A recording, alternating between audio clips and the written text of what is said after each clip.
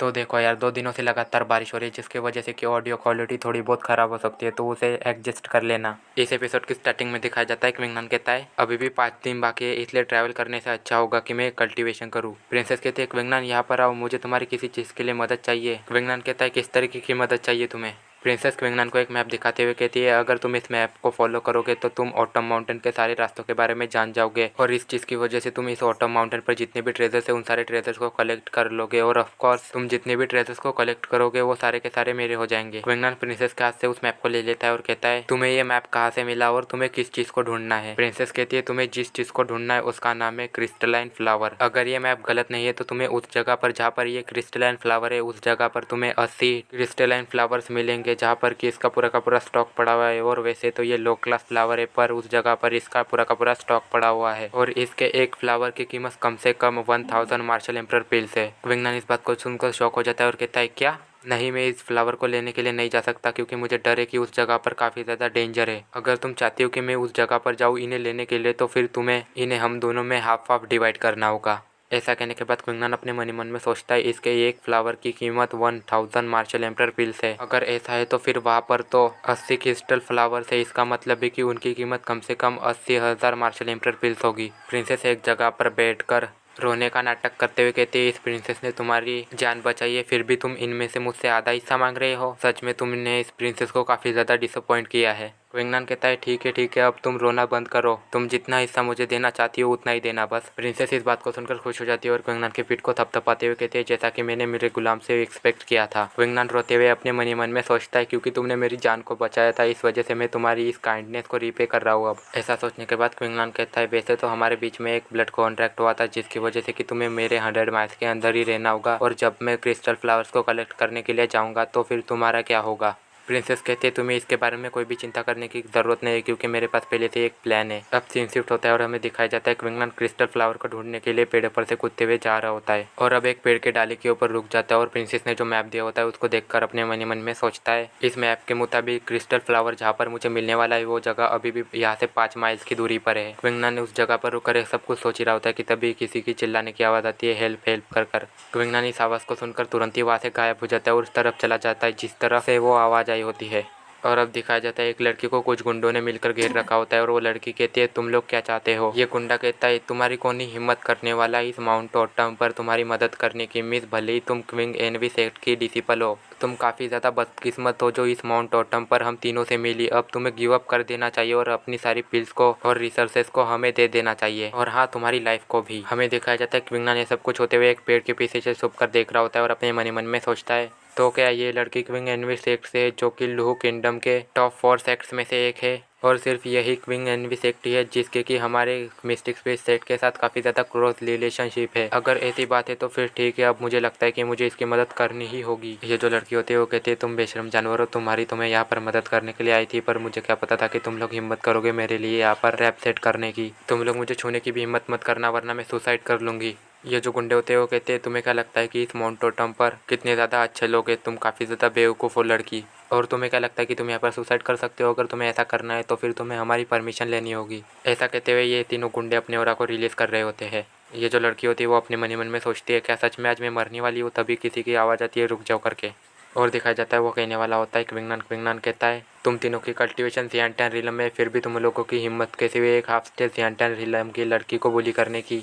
ये जो गुंडा होता है वो कहता है अरे देखो यहाँ पर कोई आया है हीरो बनने के लिए, पर इसके ऊपर ध्यान देना भी हमारे टाइम की बर्बादी होगी क्योंकि इसकी कल्टीवेशन तो सिर्फ हाफ स्टेज जियांटान रिलम में है। ये जो लड़की होती है वो कहती है ब्रदर तुम्हारी काइंडनेस के लिए शुक्रिया, पर तुम इन तीनों के अपोनेंट नहीं हो इसलिए तुम्हें यहाँ से भाग जाना चाहिए और भाग कर मेरे क्विंग एनवी सेक्ट के पास चले जाना, और यहाँ पर जो कुछ भी हुआ है वो सब कुछ मेरे सेक्ट वालों को बता देना ताकि मेरे सीनियर्स आकर इनसे मेरा रिवेंज ले सके। ये जो गुंडा होता है वो क्विंगनान के ऊपर अटैक कर देता है और कहता है छोटे लड़के तुम्हें क्या लगता है कि तुम यहाँ से अपनी जान बचाकर भाग भी पाओगे। अगर तुम ऐसा करने की भी कोशिश करते हो तो इस चीज़ से कोई भी फ़र्क नहीं पड़ने वाला है क्योंकि इससे पहले कि तुम ऐसा कुछ करने की कोशिश करो उससे पहले ही मैं तुम्हें जान से मार डालूंगा। दिखाया जाता है इससे पहले कि वो बंदा क्विंगनान के ऊपर अटैक करता है उससे पहले क्विंगनान उसके ऊपर अटैक कर उसे जान से मार डालता है। इस चीज़ को देखकर ये तीनों शॉक हो जाते हैं। ये जो गुंडा होता है वो अपने गुंडे दोस्त की बॉडी को देखकर कहता है इस बंदे की कल्टीवेशन हाफ स्टेज जियांटान रिलम है पर इसने एक जियांटान रिलम के बंदे को मार डाला, ये कैसे हो सकता है। क्विंगनान जोर से चिल्लाते हुए कहता है तुम लोग अभी भी यहाँ पर क्या कर रहे हो, अगर तुम लोगों को अपनी जान पा रही है तो जल्दी से यहाँ से भागो। क्विंगनान की बात को सुनकर ये दोनों गुंडे यहाँ से भागने लगते हैं।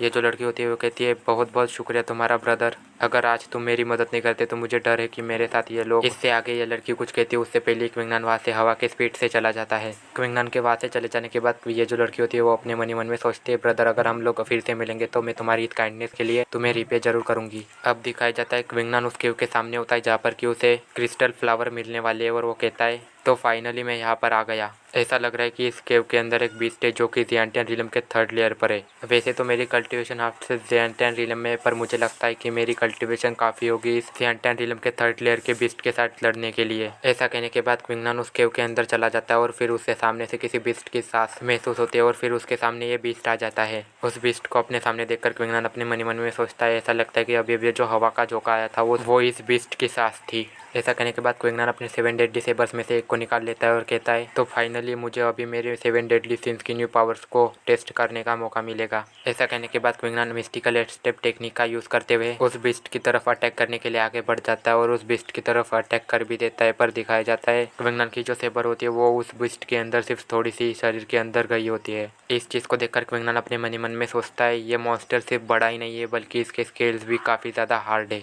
ऐसा सोचने के बाद क्विंगनान उस बीस्ट के अंदर से अपने सेबर को बाहर निकालता है और पीछे की तरफ जंप कर आ जाता है और अपने मन ही मन में सोचता है अगर ऐसे ही मैं इस बीस्ट के साथ फाइट करता रहा तो फिर ये फाइट काफ़ी ज़्यादा देर तक चलेगी, इसलिए मुझे इसकी वीकनेस को फाइंड करना चाहिए, मतलब कि ढूंढना चाहिए। ऐसा कहने के बाद क्विंगनान अपने डिवाइन बैटल स्पीड के आइस का यूज़ करता है और उसकी वीकनेस को ढूंढ लेता है और फिर क्विंगनान अपने डिवाइन बैटल स्पीड को समन करता है और अपनी सेबर के अंदर एनर्जी को इकट्ठा करने लगता है और उस बीस्ट के ऊपर अटैक कर देता है। क्विंगनान की उस जगह पर उस अटैक को करने की वजह से उस जगह पर काफ़ी ज़्यादा कोहरा आ चुका होता है। जिस क्विंगनान अपने आसपास से उस कोहरे को हटाते हुए कहता है मैंने ये एक्सपेक्ट नहीं किया था कि वो स्टूपिड बीस्ट इतना ज़्यादा फास्ट होगा कि इतनी जल्दी यहाँ से भाग जाएगा। अब चलो मुझे जल्दी करनी चाहिए और यहाँ से क्रिस्टल फ्लावर को लेकर चले जाना चाहिए जल्दी से। ऐसा सोचने के बाद क्विंगनान उस केव के और भी ज़्यादा अंदर जाने लगता है और अंदर जाते जाते किसी चीज़ को देखकर शॉक हो जाता है और हमें दिखाया जाता है क्विंगनान जिस चीज़ को देखकर शॉक हो जाता है वो होते क्रिस्टल फ्लावर्स। क्विंगनान कहता है 30, 50, 80 जैसा कि उस मैप में लिखा हुआ था कि यहाँ पर 80 क्रिस्टल फ्लावर्स मिलेंगे, वैसे यहाँ पर 80 क्रिस्टल फ्लावर्स मिले। इतना अच्छा मैप उस प्रिंसेस को मिला कहाँ से? चलो इन सारी बातों को जानो तो सबसे पहले मुझे यहाँ पर इन क्रिस्टल फ्लावर्स को इकट्ठा करना चाहिए। ऐसा कहने के बाद क्विंगनान क्रिस्टल फ्लावर्स को इकट्ठा करने लगता है। तभी क्विंगनान को केव के बाहर से किसी की आवाज़ आती है। इस आवाज़ को सुनकर क्विंगनान अपने मन ही मन में सोचता है क्या यहाँ पर कोई आया है? क्या ऐसा हो सकता है कि किसी और को भी इन क्रिस्टल फ्लावर्स के बारे में पता हो? अब सीन शिफ्ट होता है, हमें कुछ एनवी सेक्ट के डिसिपल्स को दिखाया जाता है जो कि उसी केव की तरफ आ रहे होते हैं जहाँ पर कि क्विंगनान और वो क्रिस्टल फ्लावर्स होते हैं। क्विंगनान उस आवाज़ को सुनकर केव के बाहर आ चुका होता है जिस वजह से कि एनवी सेक्ट के उन डिसिपल्स की लीडर को क्विंगनान दिख जाता है और वो कहती है तुम किस सेक्ट के डिसिपल हो? क्विंगनान ने अभी जिस लड़की को बचाया होता है थोड़ी देर पहले वो भी उन्हीं लड़कियों के साथ होती है और वो कहती है ब्रदर मैंने ये उम्मीद नहीं की थी कि मैं तुमसे फिर से दोबारा इतनी जल्दी मिल जाऊंगी।